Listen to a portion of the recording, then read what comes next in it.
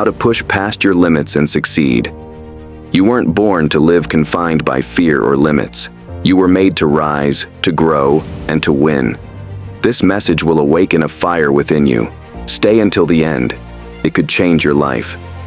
Before we dive in, like this video, subscribe to the channel, and share it with someone who needs this message today. You're not here by accident.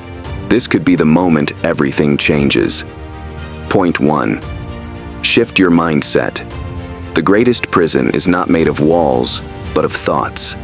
The moment you start believing that you are limited is the very moment your spirit starts shrinking. You see, your mind is the battlefield.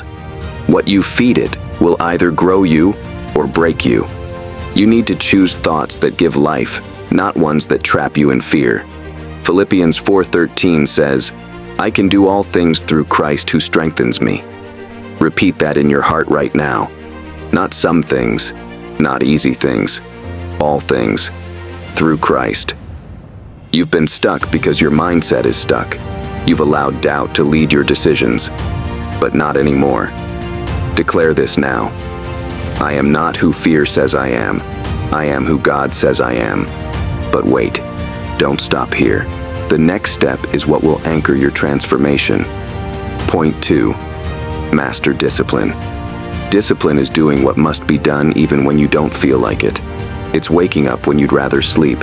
It's pushing when comfort whispers, stay. The reason most people fail is not because they're not gifted. It's because they're not consistent, and consistency builds success. Proverbs 13:4 says, "The soul of the sluggard craves and gets nothing, while the soul of the diligent is richly supplied." You must train yourself to act, not react. Train your emotions to obey your purpose. You won't always feel like it, but discipline doesn't ask permission. You weren't called to live by feelings. You were called to live by faith, by purpose, by fire. And here's the truth. If you don't master discipline, you'll be mastered by regret. But get ready. The final key will unlock your hidden strength. Point 3. Turn pain into power. Every champion has walked through pain, but the difference is, they didn't stop there. They turned their pain into power, into fuel, into fire. Pain is a signal, not a sentence. What hurt you doesn't have to hold you. Romans 8:28 says, "And we know that in all things God works for the good of those who love Him." Yes, even your pain, especially your pain. God doesn't waste wounds. He uses them. If you give Him your tears, He will give you wisdom. If you give Him your brokenness, He will build you back stronger.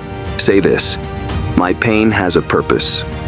I'm not a victim, I'm a vessel, and I will rise." Because you were never meant to be defeated. You were meant to overcome. And now that you've seen all 3 steps, your transformation begins today. If this message stirred something inside you, don't leave without taking action. Like the video, subscribe for more, and share it with someone who needs strength today.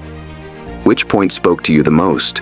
Was it mindset, discipline, or turning pain into power?